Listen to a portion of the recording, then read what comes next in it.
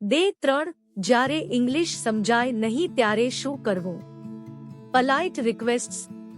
વિષય: વાત ફરીથી કહેવા માટે વિનંતી કરવી અને નમ્રતા દર્શાવવી. 1. વેલકમ અને ગઈકાલનું રિવિઝન.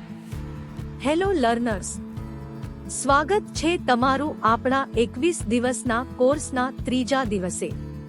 કાલે આપણે શીખ્યા હતા કે હાઉ આર યુ ના સ્માર્ટ જવાબો કેવી રીતે આપવા.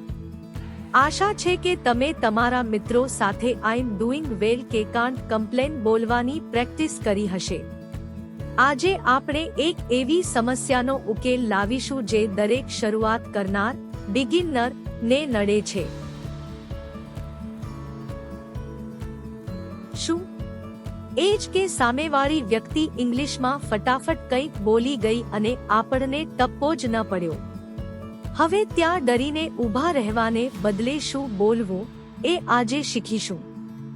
2. ફરીથી બોલો કહેવાની નમ્ર રીતો. જો તમને કોઈની વાત સંભળાઈ નથી અથવા સમજાઈ નથી તો ગુજરાતીમાં આપણે કહીએ છીએ શું કીધું અથવા ફરી બોલો ને. ઇંગ્લિશમાં આને કહેવા માટેના બેસ્ટ રસ્તાઓ આ છે: પાર્ડોન, પાર્ડન. આ એકદમ ટૂંકો અને સભ્ય રસ્તો છે.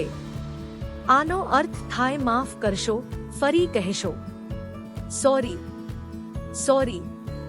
આનો ઉપયોગ સવાલ પૂછતા હોઈએ એવા ટોન સાથે કરવાનો છે. Can you repeat that please? Can you repeat that please? શું તમે તે ફરીથી બોલી શકશો? પ્રેક્ટિસ. ચાલો મારી સાથે 3 વાર બોલો, can you repeat that please? થોડો પોઝ આપો. 3. જ્યારે કોઈ બહુ ઝડપથી બોલતું હોય. ઘણીવાર સામેની વ્યક્તિ બહુ સ્પીડમાં બોલે છે. ત્યારે આપણે તેમને ધીમે બોલવા માટે વિનંતી કરી શકીએ.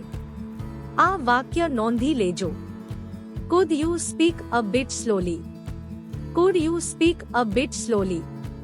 શું તમે થોડું ધીમે બોલી શકશો? તફાવત સમજો. કેન કરતા કુડ વાપરવું વધુ નમ્ર, પોલાઇટ ગણાય છે. આપણે કોઈની પાસે મદદ માંગતા હોઈએ ત્યારે કુડનો ઉપયોગ કરવો જોઈએ. 4. જાદુઈ શબ્દો પ્લીઝ અને થેન્ક યુ. ઇંગ્લિશમાં જો તમે આ 2 શબ્દો વાપરો તો તમારી ભૂલો કોઈ જોશે નહીં, બધા તમારી નમ્રતા જોશે. પ્લીઝ જ્યારે પણ કોઈને કંઈક કરવા માટે કહો ત્યારે છેલ્લે પ્લીઝ લગાવો. થેન્ક યુ જ્યારે કોઈ તમારી વાત માનીને ફરીથી બોલે અથવા ધીમે બોલે ત્યારે તરત જ થેન્ક યુ કહો. એક ઉદાહરણ જોઈએ. તમે food you speak slowly please? સામેની વ્યક્તિ યસ શ્યોર. તમે થેન્ક યુ આટલું બોલશો ને તો પણ સામેની વ્યક્તિને લાગશે કે તમને ઇંગ્લિશ સરસ આવડે છે. 5. Live practice drill.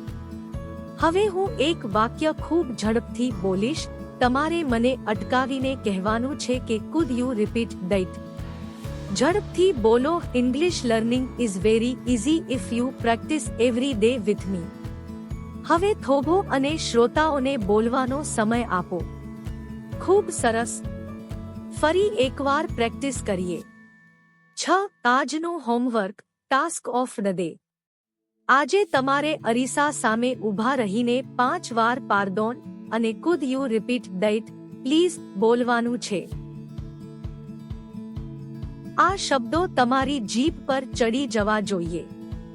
અને હા, જો તમે આ વિડિયો અહીં સુધી જોયો છે તો કોમેન્ટમાં લખો આઈ એમ લર્નિંગ.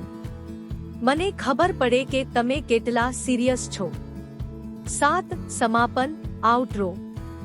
આજે આપણે શીખ્યા અટક્યા વગર વાતચીત કેવી રીતે ચાલુ રાખવી. કાલે ડે 4 માં આપણે શીખીશું કે કેવી રીતે કોઈને થેન્ક યુ અને વેલકમ કહેવું, પણ એમાં પણ ઘણી નવી રીતો છે. ચેનલને લાઈક અને સબસ્ક્રાઇબ કરવાનું ભૂલતા નહીં. કાલે મળીએ. આવજો.